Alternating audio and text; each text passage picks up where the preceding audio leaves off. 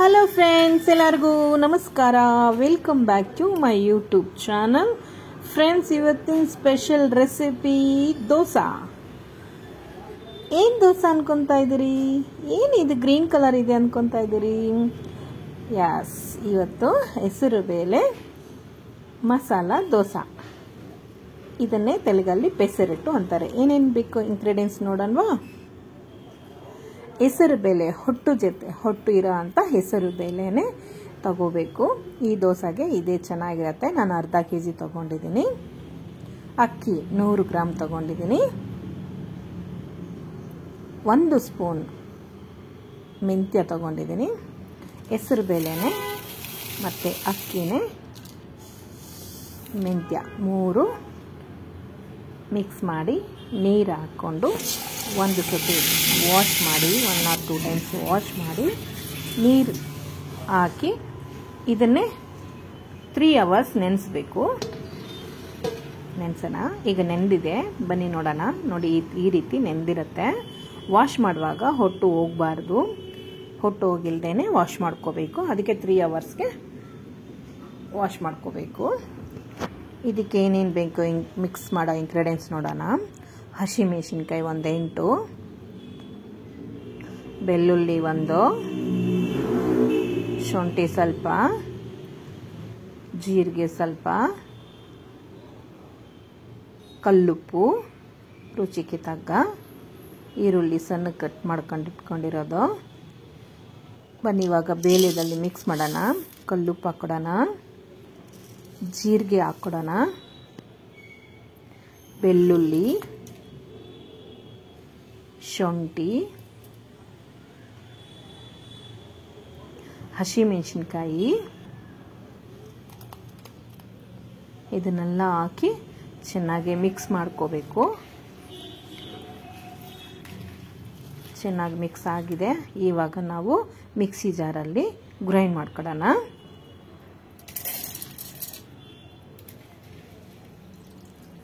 ನುಣ್ಣಕ್ಕೆ grind ಮಾಡ್ಕೋಬೇಕಿದು. Grind ಆಗಿದೆ ನೋಡಿ, ಈ ರೀತಿ ಪೇಸ್ಟ್ ಆಗಬೇಕು.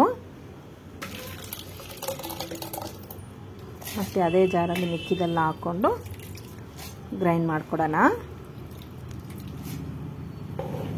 ಈ ದೋಸೆ ಅಂತೂ ತುಂಬ ಹೆಲ್ದಿ ರೆಸಿಪಿ ಫ್ರೆಂಡ್ಸ್, ತುಂಬ ಹೆಲ್ದಿ. ಡೈಲಿ ಟೂ ತಿಂದ್ರೂ ನಮ್ಮ ದೇಹದಲ್ಲಿ ಪೀಚು ಪದಾರ್ಥ ಅನ್ನೋದು ಕಂಪಲ್ಸರಿ ಇರುತ್ತೆ. ಹೈ ಪ್ರೋಟೀನ್ ಇರುತ್ತೆ ಈ ದೋಸೆದಲ್ಲಿ. ನೋಡಿ, ಈ ಬ್ಯಾಟರ್ ಈ ರೀತಿ ಇರಬೇಕು ದೋಸೆಗೆ ಹಾಕ್ಕೊಡೋಕ್ಕೆ. ಬನ್ನಿ ಸ್ಟವ್ ಅಂಟಿಸ್ಕೊಡೋಣ.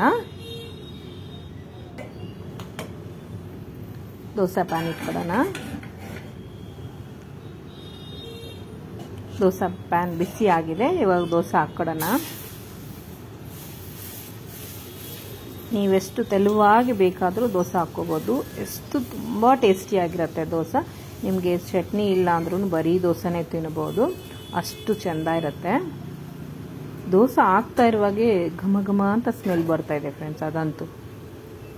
ಈಗ ಇದಕ್ಕೆ ನಿಮಗೆ ಬೇಕಂದರೆ ಆಯಿಲ್ ಹಾಕ್ಕೋಬೋದು, ಇಲ್ಲ ಅಂದ್ರೂ ಬಿಡ್ಬೋದು. ಇದರ ಮೇಲೆ ಸ್ವಲ್ಪ ಆನಿಯನ್ಸ್ ಸಣ್ಣ ಸಣ್ಣಕ್ಕೆ ಕಟ್ ಮಾಡ್ಕೊಂಡಿದ್ವಲ್ಲ, ಅದನ್ನೇ ಹಾಕಬೇಕು. ಕಾಂಬಿನೇಷನ್ ಚೆನ್ನಾಗಿರುತ್ತೆ.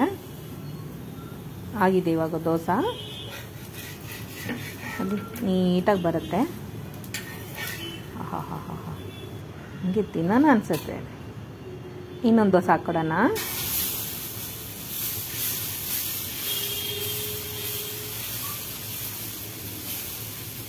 ತುಂಬ ಚೆನ್ನಾಗಿರುತ್ತೆ ಫ್ರೆಂಡ್ಸ್ ಈ ದೋಸೆ ಅಂತೂ ಮಾತ್ರ. ತುಂಬ ಹೆಲ್ದಿ ರೆಸಿಪಿ ಇದು.